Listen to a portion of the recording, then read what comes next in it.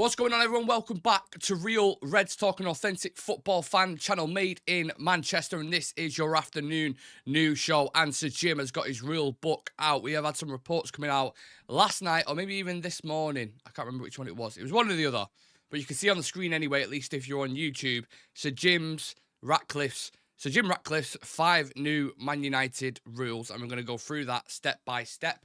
Get a good look at it now at the moment. Have a look, see what you think, and then we'll go through it category by category. We've also got news on summer targets confirmed, what positions we are prioritising heading into next summer, heading into this summer, should I say, which is about 2 weeks away, until the transfer window officially opens. And then there's an article from The Athletic from Mark Critchley, I think it is, about the potential overplaying youth players, and there's some concerns above Sir Jim Ratcliffe effectively. So I definitely want to get into that as well. So please do smash the like in the video, subscribe to the channel. We're 4 off 5,150. So if there's anyone new in the chat, whether you're in TikTok or YouTube, come and check us out. The link is in the description if you're in the TikTok settings. So yeah, let me just get a quick swig of my drink, and then we'll dive into the rules, yeah? So this is coming, just to let me preempt this. This is coming from Neil Custard, right? It's called Neil Custis. He's with The Sun. People will know him as a journalist. He's been around quite a long time. We on this channel only refer to him as Neil Custard. That is his name. And he spouts shit. Honestly, the amount of stuff he comes out with is nonsense. I mean, he came out with, I think at the time, Qatar had won. I think he went early with that, or tried to go early with that, so Qatar had won. And there's many other things. I wish my memory was good, because there's been about 7, 8, 9, 10 things that he's put out as a journalist that's just been utter nonsense, like just ridiculous. So yeah, take it for what you will, but I still think it's entertaining to try and discuss it and get into it. And I still think there are some truths in there as well, because we've heard from very credible journalists that some of these are true. So yeah, some of it might be bullshit, some of it might be true, some of it you just don't know, but we're going to dive into it regardless.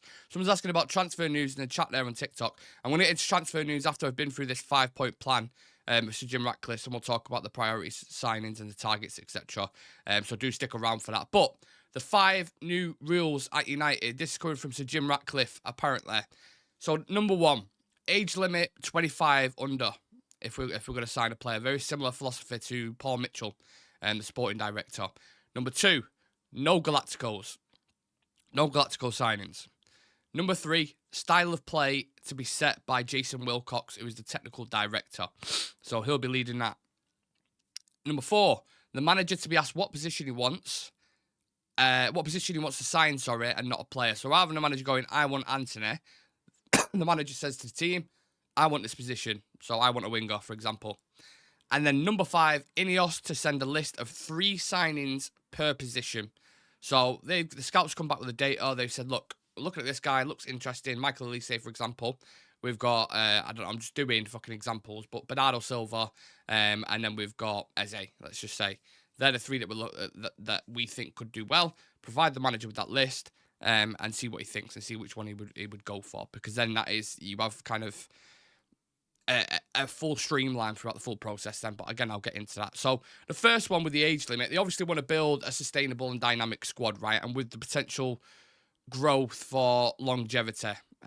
We've seen this with signings like Casemiro and Rafael Varane, Eriksen, Sanchez, Schweinsteiger, these kind of guys, that the flame burns bright for a small period of time, and then you're left with a player who's got another 3 years left on his contract, and he's on a gazillion pound a week, which is a huge problem. There's been a huge problem for United for the past 10 years. So we need to avoid the pitfalls of signing older players whose performance is more likely to decline because of their age, and it's just not sustainable financially either, performance-wise and financially. So that is something they definitely need to get a hold of. I'm not mad at the age limit thing. I think it's just logic, really. I think anyone who's going in, just common sense in it. Any truth behind the possibility of getting dropped into conference because of Nice being in Europa? We discussed that. We did a full show about that yesterday. Me and Sam discussed that in depth. So just a kind of quick answer to that, I'd probably say it's a concern, but I don't think Sir Jim would have taken this on if he didn't think he could sort it out. And also you have Leipzig and Salzburg who play in the same competition. You have Girona and City now who are both in the Champions League. PSG own a couple of clubs who are both in similar. So, no, I don't think it'll be an issue.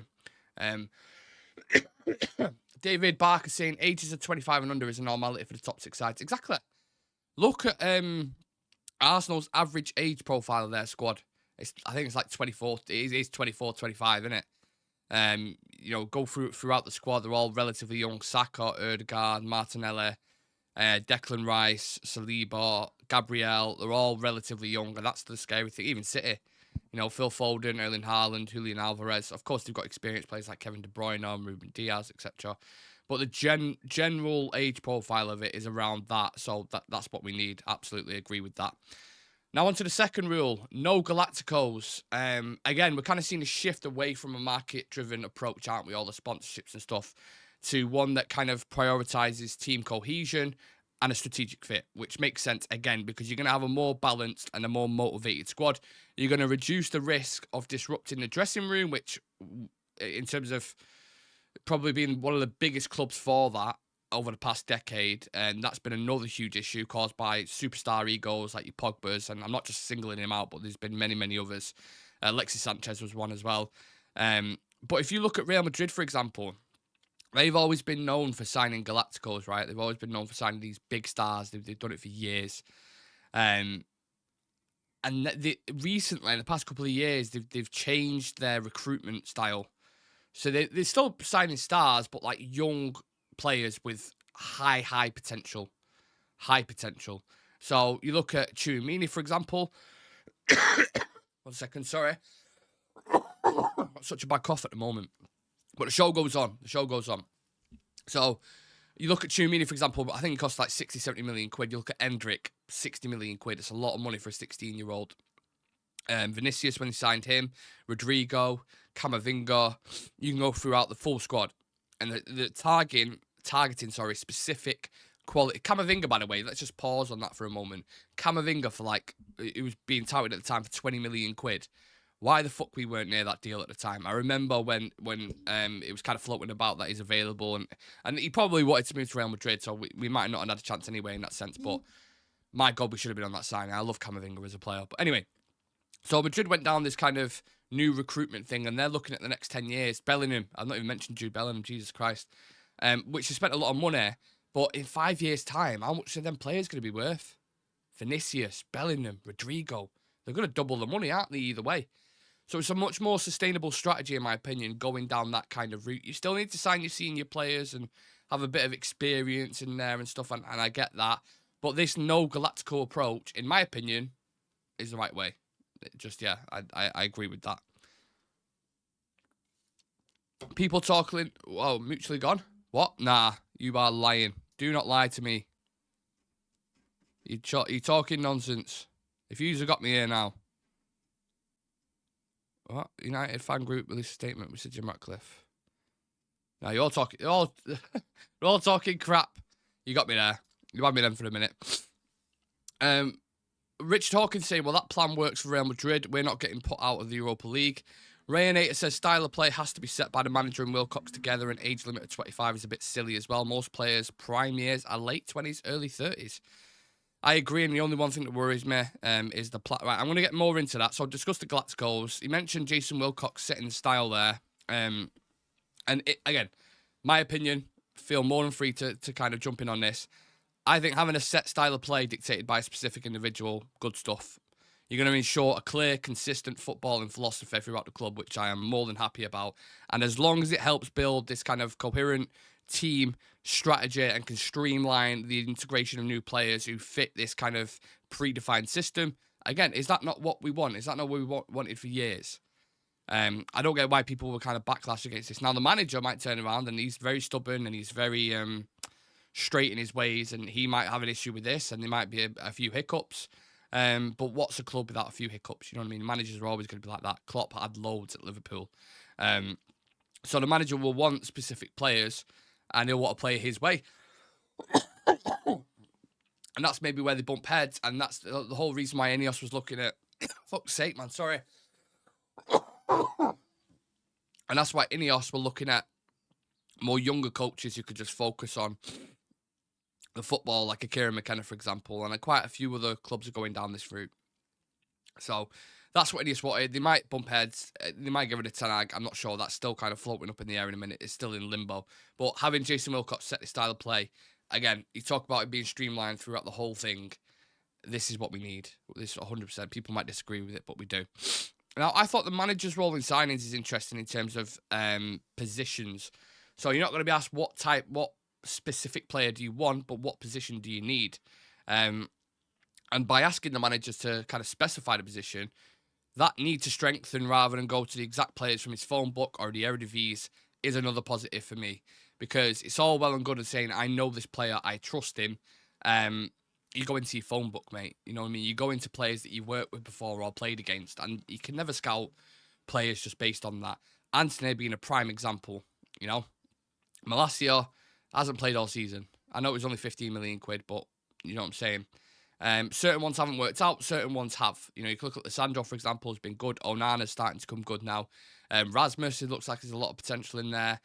Mount hasn't worked out, not really been available all season. So the hit and miss. It's very hit and miss. You need someone above you doing that work so the manager can focus on football. And they're going to look to emphasise a collaborative approach to transfers. No brainer. No brainer to me whatsoever. Let the manager address the tactical things and let everything upstairs deal with the scouting and recruitment to find the best possible option. 100%. That is a more efficient and targeted recruitment process for me. This cough, honestly, oh, so tickly. It's like someone's got a fucking feather duster in my throat. All right, let's read out some comments then, you legends. If Ineos want to play a certain way, then they'll sack Ten Hag and bring their own guy in. But if they keep him, you let him run it. Richard saying, yeah, that's one thing that worries me. I think the manager should set the style of play. Valentine saying, bring in De Zerbi and Elise and I'll buy a season ticket. I forgot who the lad in the middle is. That is Branflakes. He's called Jared Branthwaite. I call him Branflakes. Thank you for the follow.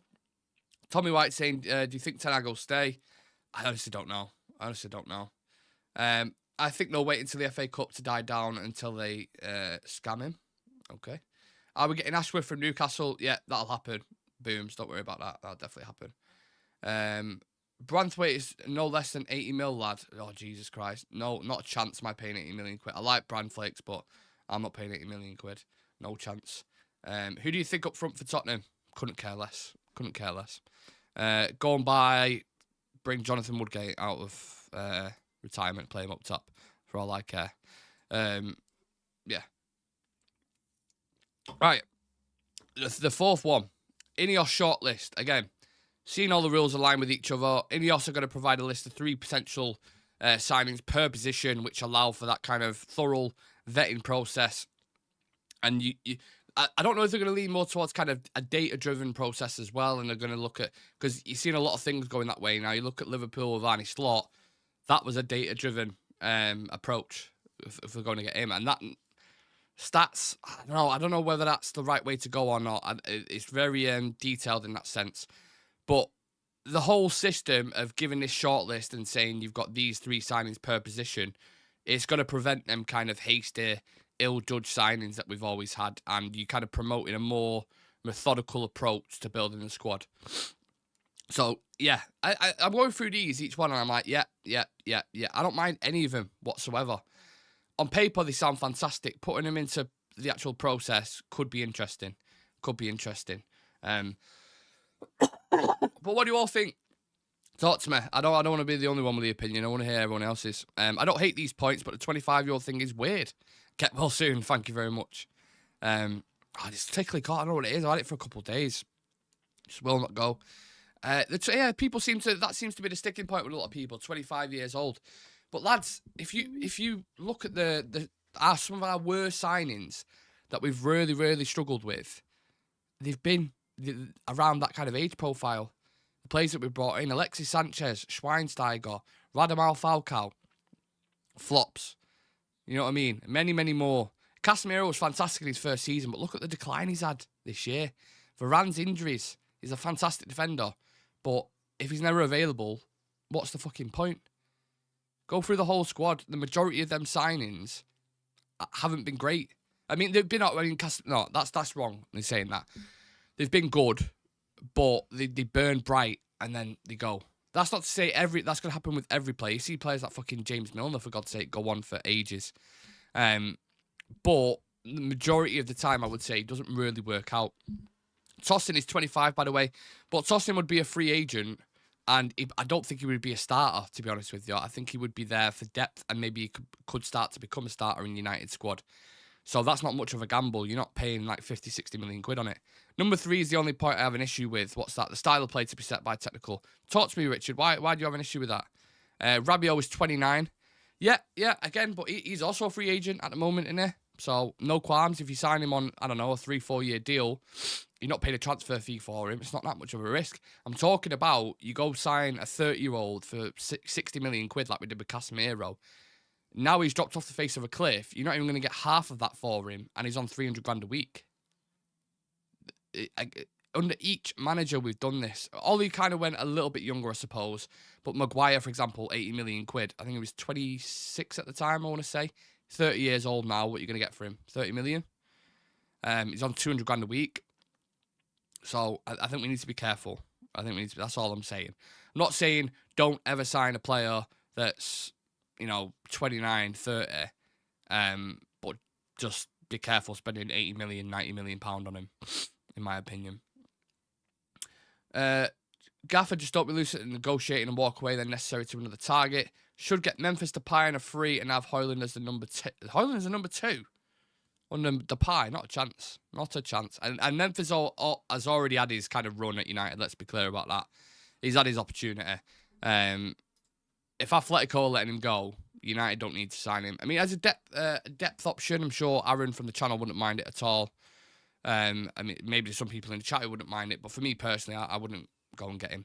Now, this kind of leads into the next thing I wanted to discuss. It kind of segues perfectly into it. So the targets have been confirmed for this summer, and this is coming out from James Ducker at the Telegraph. So he's pretty bang on a lot of the time. I'm not saying it's definitely going to happen, but he's usually good with information like this. So a centre-back, a defensive midfielder, and a striker are the 3 priority targets for Manchester United this summer.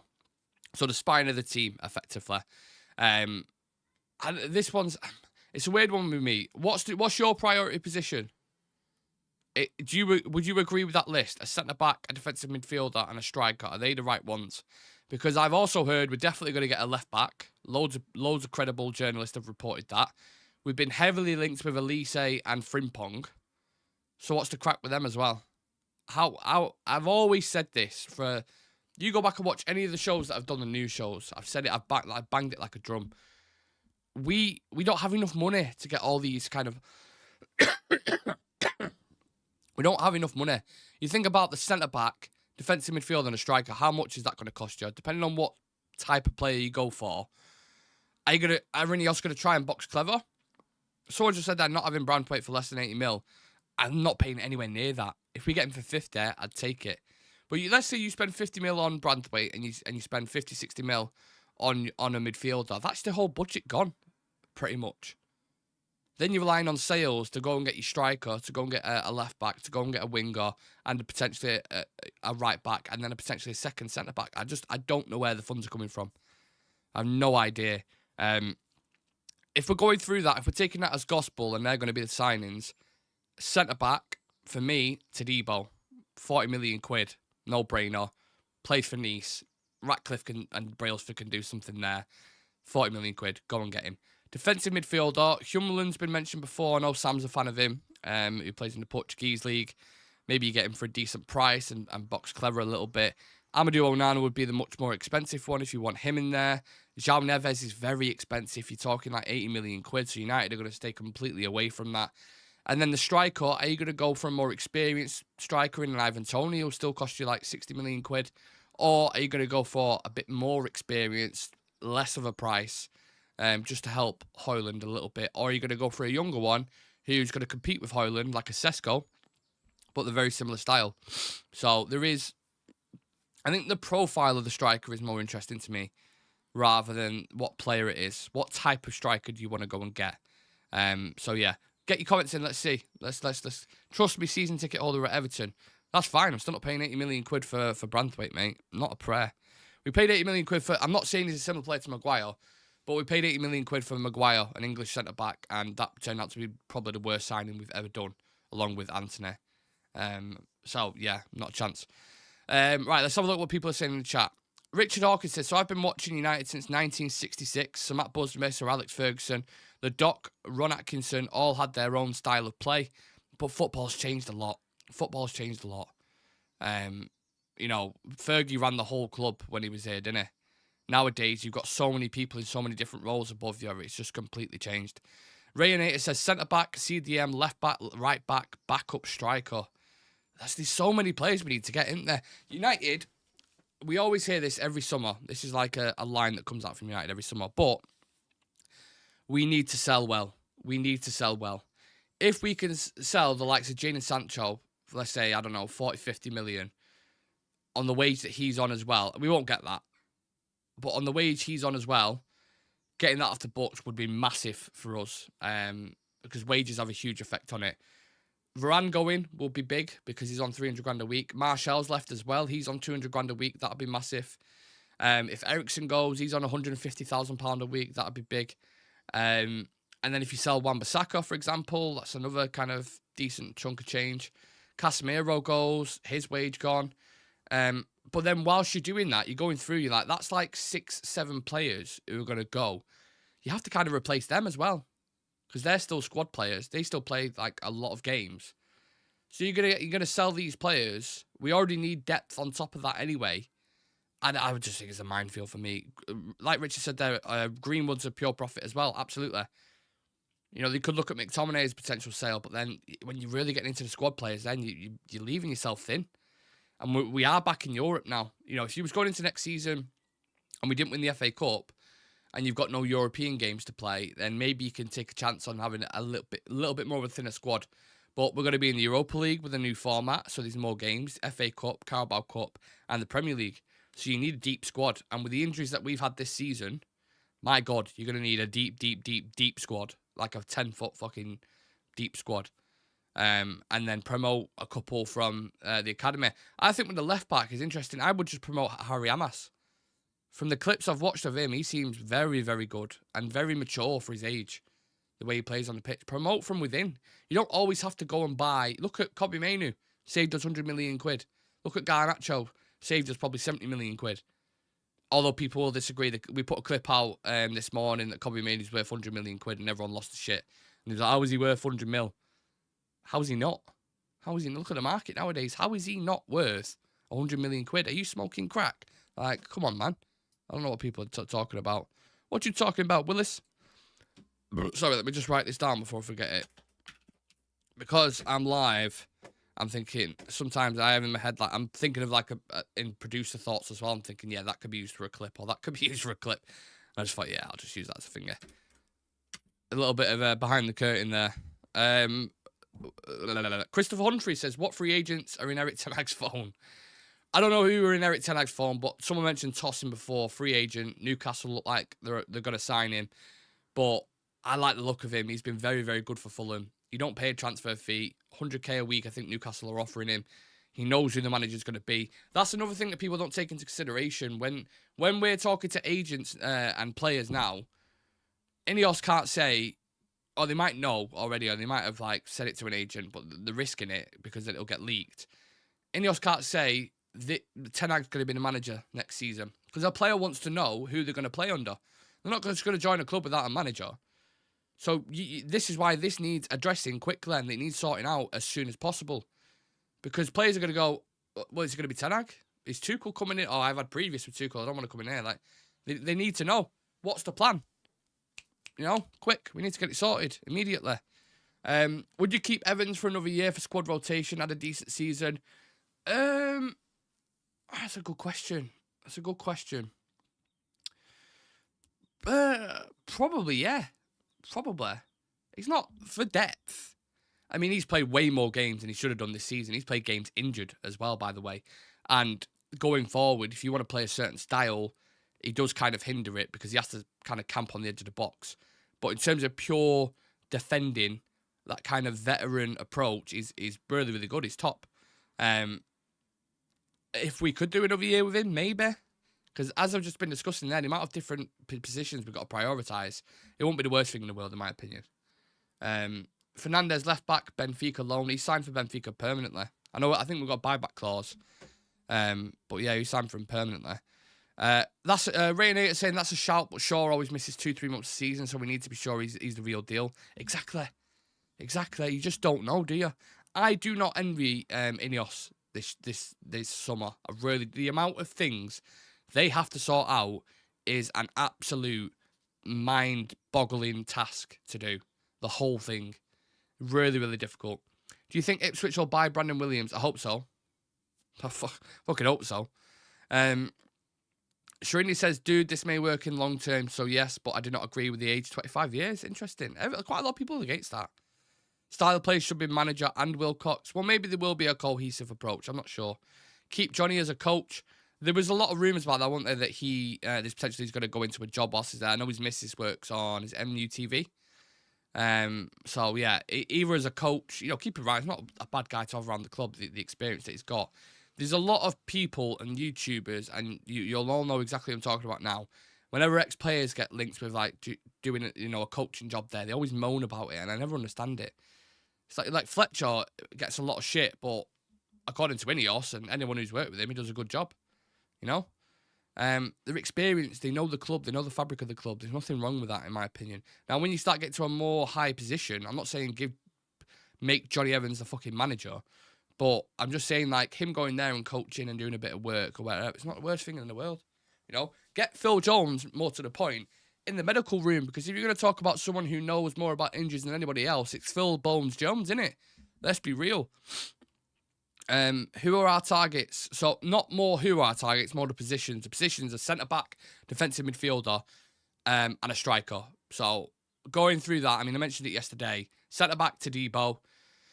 Defensive midfielder, personally, I would want João Neves, but way too expensive. But that would be my personal pick. And then striker, I like Sesko, but he's similar to Højlund. So if you want to go for something different, go and get Xerxes from Bologna. Release clause, like 40, 50 million quid. Sorted.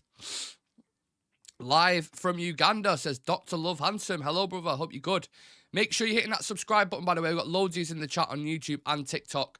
5,147 subs we're on at the minute. We're on the road to 10k. The community's building every single day. And I love coming live whilst you guys are in the chat. And me and Sam, when we was live last night as well, really enjoyed it. So, yeah, we're loving you. Constant interaction and all the fantastic opinions that I put in there. You're not having Jaron Branthwaite because he said he's staying. How many players have said that before, mate? He's not the only player to ever say that. Crew saying, how many signings do you reckon we'll get in the summer? Realistically, I think we'll get 2 centre-backs, a left-back, a midfielder, a striker. 6 signings, I think we'll do. Realistically. But even on average, if them 6 signings with 50 million quid, that's 300 million pound. So you have to sell well. It's so important. I'd go all out for Tony and maybe look into Bruno Guimaraes from Newcastle as they got to sell. Actually, they don't have to sell now. So I was listening to this yesterday. I'm a bit of not a nerd like that, but I was listening to a Newcastle podcast yesterday just to kind of get a bit more depth about the situation. So because they're out of Europe now, the FFP guidelines, or whatever you want to call it nowadays, they don't have to adhere to as much. It's not as not risky. What's the word I'm looking for? It's not as strict. Let's say, for example, because they're not in Europe. I know that sounds weird. It almost sounds counterproductive in a sense, but it's true. Read it up. So they may not have to sell some of the big targets. They may have to sell 1 or 2, but there was talks about Isaac and Guimaraes and loads of others. So yeah, as far as I'm aware, the FFP implications on Newcastle aren't as bad now because they're not in Europe. I know it sounds really bizarre. I was thinking that yesterday, but it's true apparently. Yeah, she works at MUTV, and I'm living in the apartment Johnny was raised in. Oh wow, that's amazing, Richard. Yeah, it's a small world, isn't it? I suppose. Rain saying Ineos can clear out many players easily. Marshall and Varane gone already, and they can clear Greenwood, Casemiro, Evans, Wan-Bissaka, and even Brandon Williams. That's 6-7 players gone. But what realistically, you're not getting a fee for Marshall, you're not getting a fee for Varane. You'll get 40 mil for Greenwood, 25 for Casemiro. You won't get anything for Evans, 25 for Wan-Bissaka. So what's that? 80 million max for 6-7 players. Obviously the wages as well. I agree with that. Centre-back, centre-defensive midfielder and centre-mid are the positions that should be prioritised. They are the spine and the foundation of the team. Yet again, we need another spine, don't we? We were saying under Ole how we need a spine. You know, we've got Fred, McTominay, and we've got whoever it was up top, Marshall, who was injured every now and then. And then we had like Cavani, Ronaldo, who was going as well. And then we were sat there saying we need a spine. And then we buy Rasmus, we buy Casemiro, and we buy Lissandro, and it's like, yep, we need a spine again. Crazy, innit? Juve think they can get Wan-Bissaka for 10 mil, or Juve are also smoking some strong substances. Keep Greenwood as backup for Højlund, not for me, personally. Sorry, not Juventus, Inter Milan. Charles Paulinho would be mint from Fulham. Yeah, top player. Paulinho's so underrated, in my opinion. And that's the whole reason why Bayern Munich wanted him. You know, Bayern Munich don't usually miss when they buy players, and that's the reason why they was targeting Charles Paulinho. Anyway, let's get into this next bit, or the last bit, should I say. Is it Mark Critchley from The Athletic? I don't know. I always say Mark. I don't know if it's Mike or Mark Critchley from The Athletic released an article about overplaying youth, effectively, and certain worries around the club. So during internal conversations, Jason Wilcox has pointed to the high number of minutes that the younger members of the United squad have played this season. Erik ten Hag is already aware and has sought to ease the burden when possible. This season, United have given 7,197 top-flight minutes to players who were under the age of 21 at the start of the season, more than in all, but one of their previous Premier League campaigns, 95-96, when the famous quote was put out, "You won't win anything with kids." And you know what, right? I need to put these people on blast, and maybe the person I'm about to put on blast is you, one of you guys. But I remember specific people moaning in the chat before a certain game, when Ten Hag dropped Mainu and he dropped Rasmus at some point. And people were saying at the time, why has he took Mainu out? Or when he was making subs at times as well, he was bringing Eriksen on. Why are you taking Mainu off in the 70th minute? Or why has he not started the game more? Why is Rasmus not starting this? And this is the whole reason why. There was a bigger picture in his head. You don't want to burn these kids out too soon. Look at Michael Owen, Wayne Rooney, you can go as far as Theo Walcott. All played way too many minutes when he was younger, and it caught up with him. You know, like the second half of the career. You don't want that to happen. You know, Mainu, you look at Kobbie Mainu right now, for example. If you can manage him correctly, off the pitch and on the pitch, for the next decade, he could be a top player. He's going to save you so much fucking money. That's not the main point, but he's so talented. If you can keep... He's got a level head anyway, so I have no qualms about that. But if he don't start picking up injuries, you can keep him fit consistently the next 10, 15 years, what a career he could have at United. Same with Rasmus. Rasmus is 20, 21. You don't want to burn him out. He's the only striker this season. You know, so he's had to drop him at times. And to be honest, dropping him, we started winning. Bringing him off the bench, he started scoring. Rooney burnt out. Yeah, he did. Rooney was played way too much. Rooney could have had more longevity in his career, is what I'm saying. I'm not saying he was shit when he got to like 27 or whatever, but look at his... I think Rooney was in his prime. Like, you look at Euros, for example, with England. Euro 2004. From 2004 to 2010, I want to say Rooney was like at his best. 2011, maybe, in my opinion. I've got to watch. But I'm just saying, like, you look at Ronaldo. Ronaldo's gone on till he's like fucking... How old is he? 39? Still breaking records? Look at Rooney compared to Ronaldo. Now, genetics play a big part in it, for sure, I understand. But the commitment off the pitch could have been more. And I think Rooney said that himself. One thing about Mainu is the way he plays. He doesn't actually sprint and cover much ground. It's a good point. His positioning's fantastic in it, to be fair. Take Kubo and Elise. Two very good options. I like them both. Raynator says, City play Rodri as a sole spine. Can we trust Mainu with that role? No, I think Mainu's more of an 8. Raynator, in my opinion. I think he's more of an 8. And you need someone to sit alongside Mainu. Go get Fofana from Monaco. Good player. Richard saying, I think we all agree that signings we need. To be honest, it's more about the squad. Absolutely. Yeah, I was one of them, but I was wrong and Erik ten Hag was right. Rooney could still be playing now. He's younger than Ronaldo. It's crazy, isn't it? It's crazy. He looks about 50 years older than Ronaldo. That's the mad thing. De Zerbi would be awful at United. I agree, Paul. I agree with you. DB says, United, I need first one Thomas Tuchel, Di Lorenzo, and Edison, not Frimpong. A lot of targets there in the chat. Richard agreeing with saying he's not 6. So, yeah, look, we also need squad depth. I think that's another point I've already kind of covered. You don't want to overplay these kids. So let's get some bodies in there. Let's get rotations in there for each position. Hopefully we can keep a couple of players fit. If Mount can stay fit and Shaw can start staying fit consistently and Lissandro can stay fit consistently, we might be okay. But there's no guarantees going into next season that these injuries won't repeat themselves. None. None whatsoever. So it could happen again. So, like I said before and alluded to before, you're going to need a very, very deep squad. And there's more fixtures next season. There's more fixtures. So, very careful approach is needed from Ineos, for sure. Just before I head off, I'm going to double check if there's any breaking news whilst I'm live, because usually something happens whilst I'm live, so I'm just going to double check. Let's have a look. TalkSport, Man United are confident of signing Branthwaite and Elise. Again, it's TalkSport, so... Ineos aim to sign players for the club rather than a manager to ensure they are future-proof to fit in, irrespective of who leads the team on a daily basis. While the United manager will be asked which areas of the team they'd like to strengthen, the recruitment team will be tasked with creating a shortlist of candidates. I mean, I've already technically covered that. Thiago Motta's the new Juventus boss. Very interesting. Yeah. So some of the players of interest to Man United. This list has just been compiled. Jared Branthwaite, Amadou Onana, Michael Elise, Tosin Adarabioyo, Mark Guehi, Max Kilman, Pedro Neto, Evan Ferguson. All Premier League players, aren't they? It seems like Ineos are going for this kind of Brexit approach. Or just the Premier League in general. Like, it doesn't seem like they're going to be shopping in Europe a lot. So that's interesting. And to be honest, I just can't wait for the transfer window to open. I just want to see who we go and get, how quickly we deal with things. It's not just about what players we target and what positions we target. It's also about how efficient are you going to be in negotiating. Are you going to walk away from deals? Because when we got hooked with Maguire, for example, City walked away at 50 million, and there's a clip of Omar Barada going, no, we're not going above that, not a chance. And that was the correct decision. They did the same thing for Fred, and they did the same thing for Sanchez, and we took all them players on, and it didn't work out.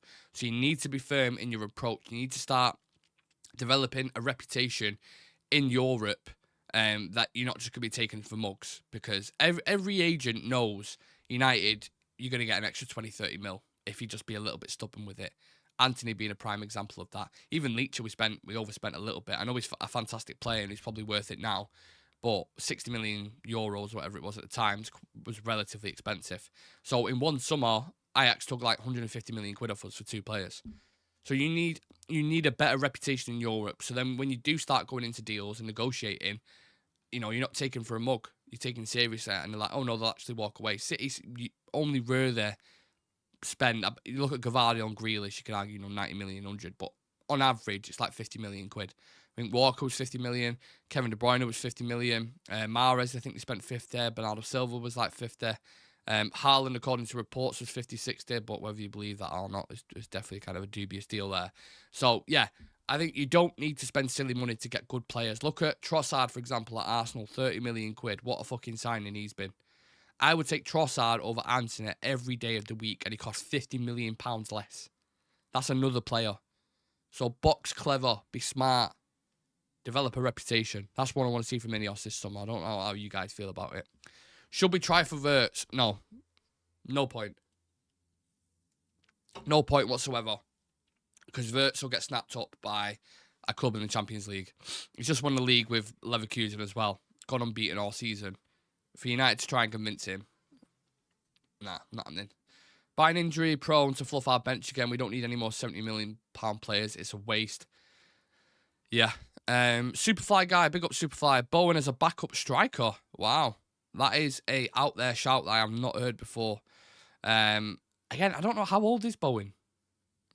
I have no idea, because he looks like 21, but I feel like he's 28 or something. You know what I mean? Like, he's got a bit of a baby face, but I feel like he's older as well. I like Jared Bowen, though. He's good. West Ham, I'm not sure what they're going to do. You got Lopetegui coming in. He'll obviously want to keep hold of him. Rain8 is saying Branthwaite, Tosin, Frimpong, Elise, and a backup striker like a Morata would be a near-perfect summer.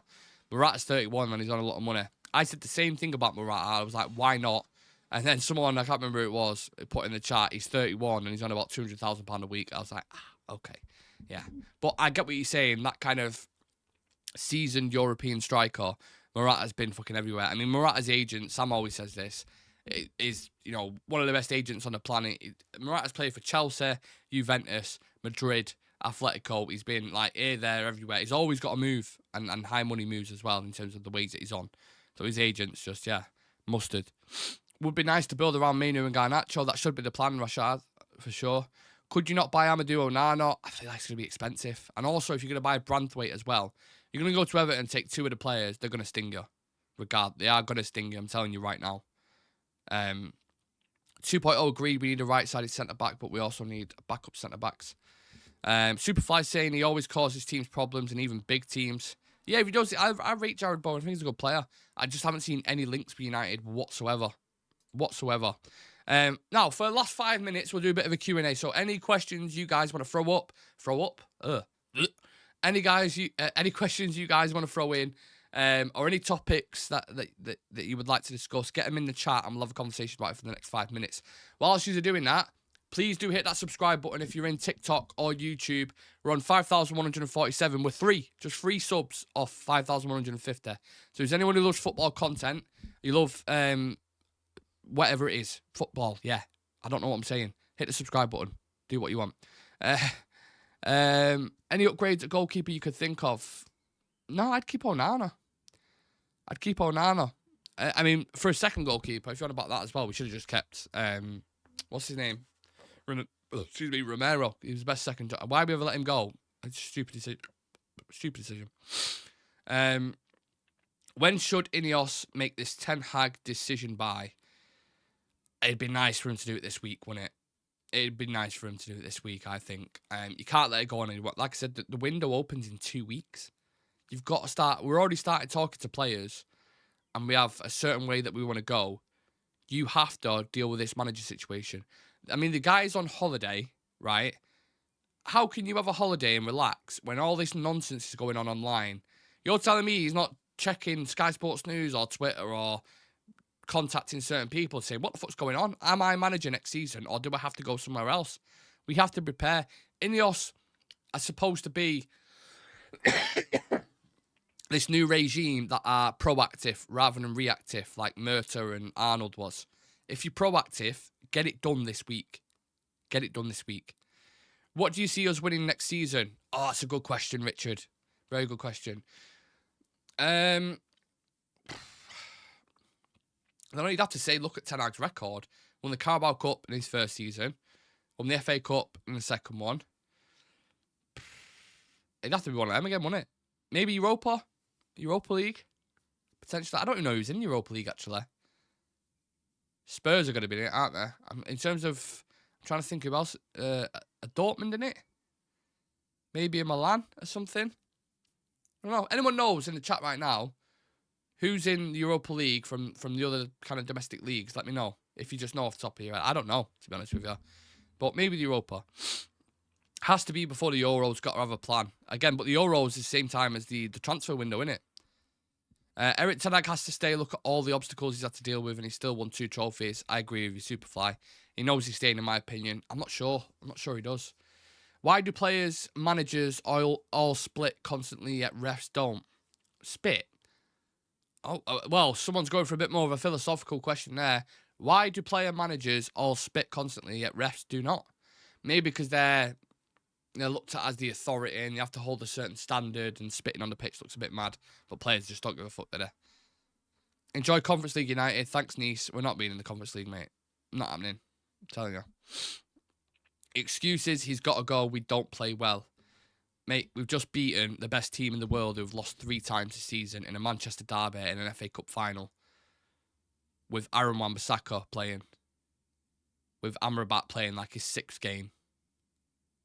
With 2 19-year-olds who scored the goal. Without even a recognised striker on the pitch. With a 35-year-old Johnny Evans coming on as well. And then Eriksen coming on. I don't know what else you want me to say there. Also, to keep yourself in a sane mind, you also need a holiday after that season. Oh, yeah, no doubt. Looking over the last 6 months, would you rather have taken Qatar ownership over Ineos? At the time, At the time it was being announced, I was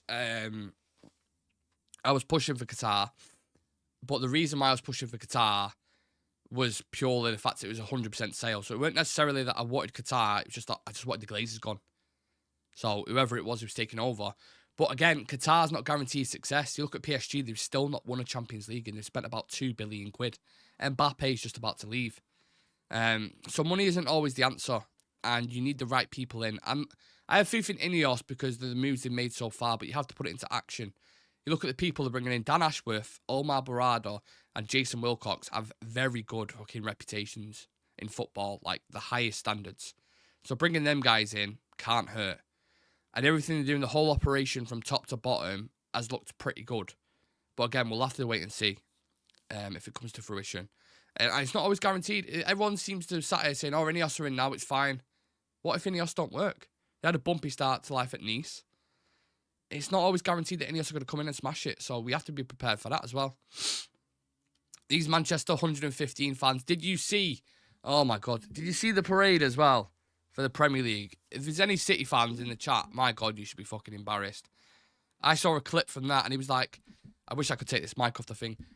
And everybody say, oh, for Manchester City. And he was like, woo. It looked like a fucking bowls tournament. Like a bunch of grannies like, yes, let's go. Embarrassing, honestly. United winning the FA Cup, a lot more people paid attention to that than fucking City winning the league. No one gives a shit if City wins the league. No one. No one cares. If Liverpool win it, there'll be a reaction. There'll be a parade. You know, even if Aston Villa won it, it'd be fucking wow. Like, you know what I'm saying? City win it. It's just someone just made a great point there. Anonymous 881. You cannot buy passion. You can't buy passion. Facts right there. They're a fabricated plastic club you can't buy, and they certainly haven't got it. There it is. At least everyone agrees with that. Even if there's Liverpool fans in the chat or Newcastle fans in the chat, you know, pure, proper clubs. You know, I mean, Newcastle haven't won a trophy in like 50, 60 years, but there's still a more pure club. You look at St. James's Park in comparison to fucking City. I mean, City are just a dead club, man. They really, really are. Even the kits they have are turd, man. The kits they wear are poo. They don't deserve trophies. And I hope them 115 fucking charges catch up with him. And I've got a video coming out about that as well, by the way. Members who are in the chat right now, Richard, random guy, Shrinde, loads of yous, whoever else is in the chat, members-wise, or if you're watching this later on, the next members video I've got for you is the 115 charges with Man City, what they are, when they're going to be dealt with, the whole shebang, basically, the full video, and why they've come about, and I'm going back like decade here to go through the full thing. So if that's something that you want to watch, make sure you check that out. 115 charges, keep crying, we'll beat those charges, no problem. I'm sure you will, mate. My God, I'm sure you'll beat all 115 of them, and I'm sure that's why City keep postponing it and pushing it back, and I'm sure that's why Pep's leaving next season. I'm sure that's why Omar Barada jumped ship. I'm sure you'll be absolutely sound, mate. Don't worry about it. 115, my words. Everton and Forest had, what, 5-6 point deduction or something ridiculous? Like a couple of charges, 2-3. You've got 115. 115. Wow. Should we leave it at that? I think we probably should. Anyway, you set of legends, thank you very much for tuning in. As always, smash that like button if you think City are absolutely dung. Hit that subscribe button as well. And I'll see you guys later on tonight, yeah? In fact, it might be a pre-record tonight because I think I'm at Paddock. But or Sam might do a live as well. But either way, there'll be something that's put out on the channel for you. So yeah, take it easy, everyone. I'll see you in a bit.